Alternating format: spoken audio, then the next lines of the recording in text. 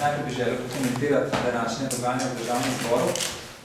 Mislim, da je sporočilo današnje izredne seje Državnega zbora izjemno pozitivno. Namreč proračuna za leti 2014 in 2014 sta bila sprejeta za visoko stopnjo soglasja. Ne samo med koalicijskimi strankami, ampak je oba predloga podprl tudi del opozicije, to je poslanska skupina Socialnih demokratov. Koalicija je prisluhnila opozicijskim amandmajem v dveh točkah, sicer v točki prehrane učencev in dijakov in v točki visokega šolstva, kar je zelo pomembno. In lahko bi rekel, da se je današnja seja zaključila v duhu sodelovanja, v katerem sta govorila tako novi izvoljeni predsednik Republike, kot tudi predsednik vlade pred dnevi. To je ta del. Drugič, dejali smo, da se bomo danes nekoliko bolj sistematično zvali tudi na tako imenovane predloge za spremembo političnega sistema, ki so jih oblikovali v Slovenski demokratski stranki. Treba je povedati, da je le malo izmed teh predlogov v tem mandatu novi. Večino teh predlogov smo tako ali drugače v tem mandatu že prediskutirali ali pa so celo vključeni v koalicijsko pogodbo, neposredno ali posredno. Prav čisto novih ni veliko. Glede tistih, ki niso novi, podpiramo, da se diskusija o teh vprašanjih ponovno odpre, da se mogoče da tistim strankam, ki so doslej nasprotovali dobrim predlogom, možnost, da se o njih pozitivno izrečejo. Konkretno mislim seveda predvsem na vprašanje poskusnega mandata za sodnike in še nekatera druge podobne zadeve.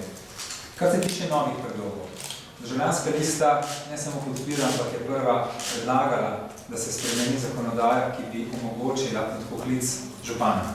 To se nam zdi zelo pomembno. Podpiramo torej možnost odpoklica župana, podpiramo tudi omejitev županskih mandatov na največ 2, ne podpiramo pa ideje, da bi župana volil in razreševal občinski svet. Naj volitve ostanejo neposredne. Na področju sodstva je znano, že iz našega programa, da podpiramo poskusni mandat sodnikov, ne podpiramo pa reelekcije. To je ta ideja, da bi nekako razrešili vse sodnike in potem na novo vzeli v službo, nam je tuja in se nam ne sodi v demokratično državo, zato je tudi strokovno neutemeljena in s tem se nikakor ne moremo strinjati. Kar se tiče volilnega sistema, so naša stališča znana in jasna. Ne podpiramo večinskega volilnega sistema, ker bi okrepil polarizacijo v Sloveniji na levi in desni politični blok, pač pa podpiramo ohranitev proporcionalnega volilnega sistema in uresničitev 80. člena Ustave, ki pravi, da morajo imeti volivke in volivci odločilen vpliv na izbiro kandidatov. To še ni bilo realizirano. Podpiramo tudi premislek o zakonski spremembi ali morda celo ustavni, ki bi omogočila odpoklic poslanca, vendar s posebnim poudarkom, da želimo, da je to narejeno na strokovno konsistenten način. Torej, tukaj je treba k sodelovanju povabiti stroko, ustavno-pravno stroko, da poda odgovor na vprašanje, na kakšen način bi bilo mogoče to idejo realizirati. Zdi se nam pa prav, da poslanci, tako kot župani, ne bi bili nedotakljivi.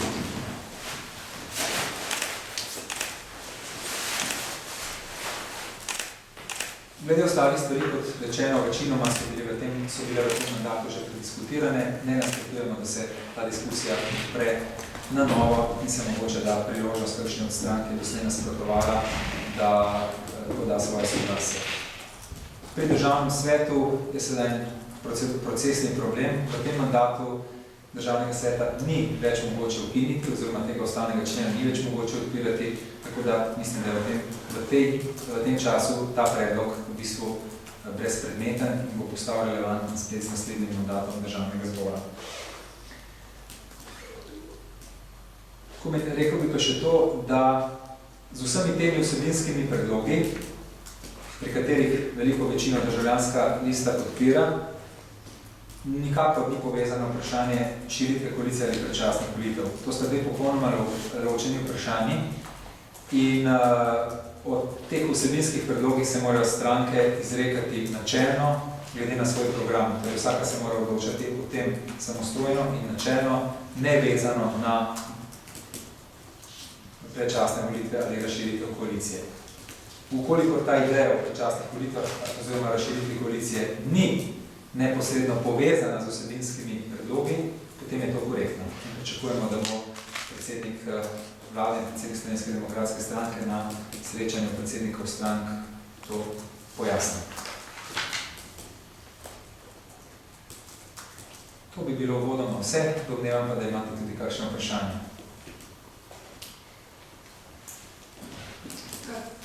Jaz bi mal, pa je delo na to temo delo. Ja. Kako bi vi zdaj opisali, oziroma kakšen je odnos trenutno med SDS pa PAN, oziroma državljansko listo? V tem dnevu smo videli, zelo jih je razburilo to glede pokojnin, ker se odložila med majhnim današnjim vama. Kakšen odnos med vami? Državljanska lista je članica koalicije in je trdni člen koalicije.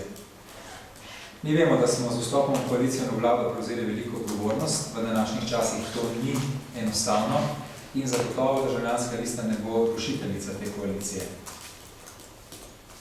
Iz SDS-a prihajajo sem in tja tviti, ki namigujejo na to, da državljanska lista krši koalicijsko pogodbo. To ne drži. Državljanska lista ne krši koalicijske pogodbe. Ko gre za vprašanje ZUJF-a oziroma posega v pokojnine po 143. členu ZUJF-a, je imela državljanska lista pravico vložiti svoj amandma ali podpreti opozicijski amandma zaradi tega, ker to vprašanje v koaliciji ni usklajeno. Spomniti moram na to, da koalicija temelji na zavezah tistemu, kar je zapisano v koalicijski pogodbi, glede vseh ostalih vprašanj pa koalicijskim partnericam pušča svobodo. In to svobodo mi uporabljamo. Nikjer v koalicijski pogodbi ne piše, da državljanska lista ali katerakoli druga koalicijska partnerica ne sme razmišljati svojo glavo. Se je torej zaupanje v največjega koalicijskega partnerja popravilo? Glejte, večkrat sem že rekel, naši odnosi so profesionalni, so koalicijski. Izvolite, gospod Kršinar. Omenili ste, da ste trdni člen koalicije, pa me zanima v bistvu, koliko so verjetne recimo predčasne volitve ali recimo sprememba vladne koalicije v naslednjih pol leta?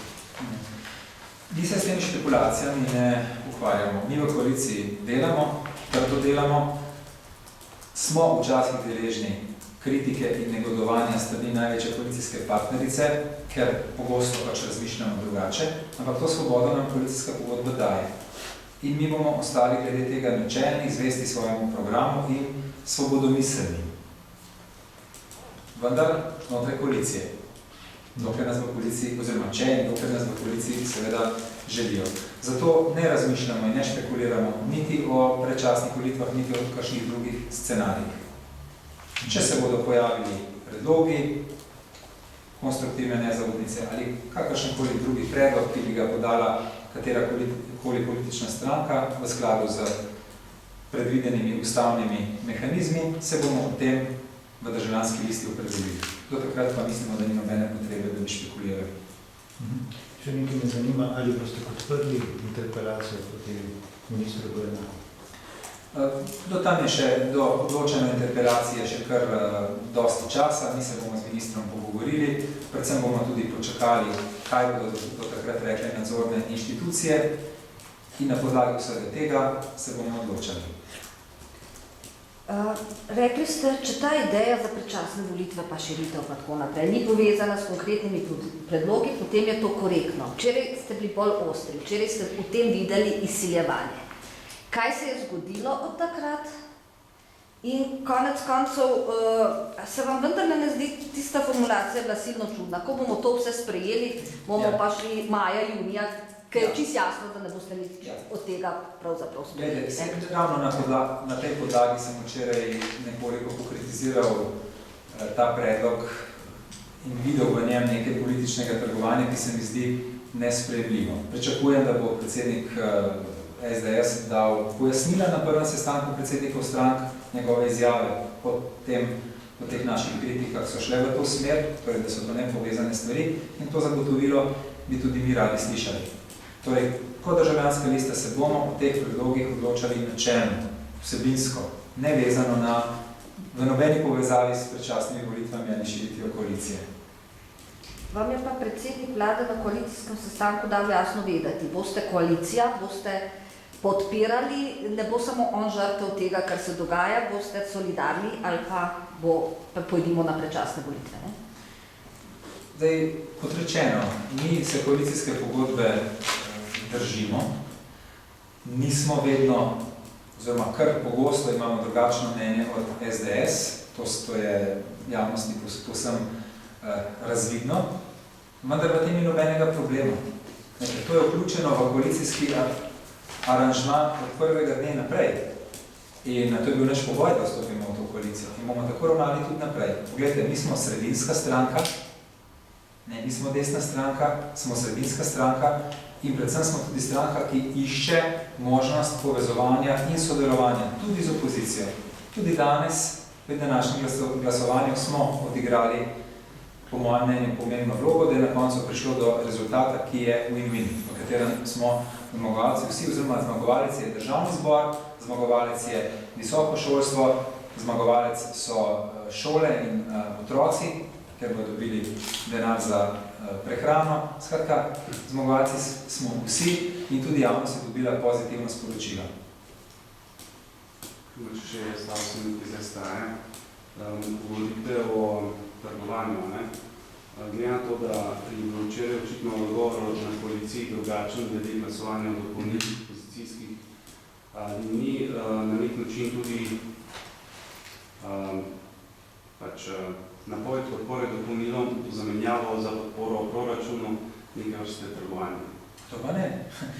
Ja, se je logično, ne? Če so amandmaji, ki jih vloži opozicija sprejeti, potem je nekako logično, da se opozicija strinja s proračunom. To so povezane, to so neločljivo povezane vsebinske stvari. Ne? Torej, če je moj amandma k nekemu zakonu sprejet, potem sem zakonom zadovoljen. To ni nobeno trgovanje, to je čisto logična zadeva. Pričakujete, da se bodo menili zdaj po vsem, kar so vendarle pokagali odstopih naprej, umirili, ali bodo na plakatih se pojavili v prihodnje vaši obrazi, pač članov vlade, kot je na koalicijskem sestanku dejal gospod Janša? Tudi o tem ne želim špekulirati. Mislim, da je odstop gospoda Kanglerja dobra novica, da bo to šlo v smer razelektritve ozračja v Mariboru. Dobro bi bilo, če bi odstopil tudi kot državni svetnik, torej če rekel A, da bi rekel sedaj tudi B. Kako se bodo pa javni shodi razvijali naprej, to pa je prepuščeno ljudem. Kakor se bodo ljudje odločili. Večkrat sem že rekel, mi javne shode podpiramo, ker je to elementarnih načinov izražanja demokratične volje ljudi na odprt, javen način. Seveda zelo obsojamo vsakršno nasilje in izgrede, ki skali te mirne demonstracije in pravimo, da je treba sporočila, ki so na teh shodih izražena, da je treba tem sporočilom prisluhniti in temu ustrezno ravnati. In odstop gospoda Kanglerja že v koraku v to smer, pri čemer posebej poudariti. Ne odstop gospoda Kanglerja zato, ker so to zahtevali demonstracije, ampak so ljudje na shodih opozorili na problem vodenja mestne občine, zaradi katerega je moral gospod Kangler roditi. Sem jaz pravilno razumel to vašo izjavo, da če bo prišel predlog konstruktivne nezaupnice, da se boste takrat odločili o tem predlogu, kar pomeni, da dopuščate to možnost? Poglejte, moj odgovor je zelo na načelni ravni. Katerikoli predlog je vložen v državnem zboru, je za nas predmet razmisleka, vedno. Ampak potem je brez veze špekulirati, ker mi imamo koalicijo in smo njen členi. Hvala. Hvala.